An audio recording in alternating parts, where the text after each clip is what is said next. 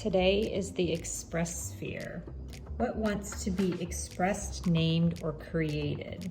Like a light turning on, expression makes the inner experience easier to see and share. And I have Moxie here. You can see that this is a blue card and she's in blue because this represents the throat chakra. And that is really what the day 6 is on the earth cycle. It's about the throat chakra. So today in my idea that I'm exploring the metaphysics, I'm really focusing on the manifest world of the metaphysics, you know, like the cause to the results. And so what I want to do today is I want to go ahead and pull one of my Crow tarot cards and get some inspiration for the material world.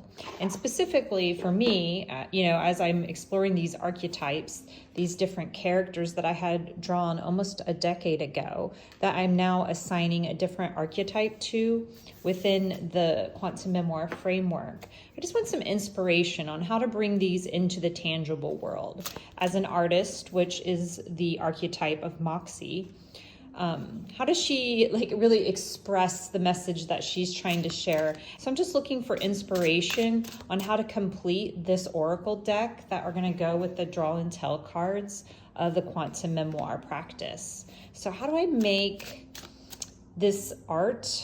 How do I express that in the material world? Just some inspiration on how we can take our ideas and creativity and make them physical.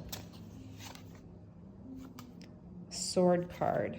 I got it upright. Let's see. 1, 2, 3, 4, 5. 5 of Swords. So what does the 5 of Swords have to say? The victorious crow holds the swords of all those he defeated. On the surface, the victory may look positive, but in the end could lead to loneliness and despair. The 5 of Swords denotes a hard-fought battle that you won, but the cost may end up being higher than expected. It could be a loss of friendship at the expense of being right, or a conflict that will leave you feeling isolated. Reversed, it indicates that you are tired of fighting and you have accepted some gains are not worth the battle.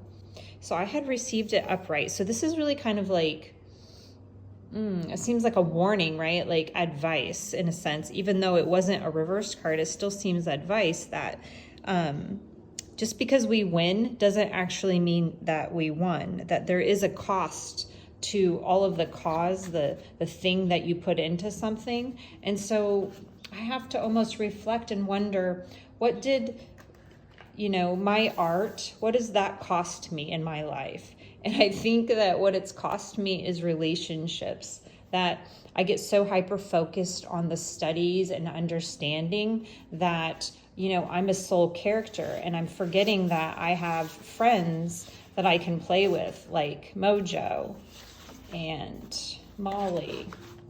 And so perhaps what the expression is to recognize, not looking at one single archetype as the answer, but more so looking at the archetypes as a whole, as a group, as a gang.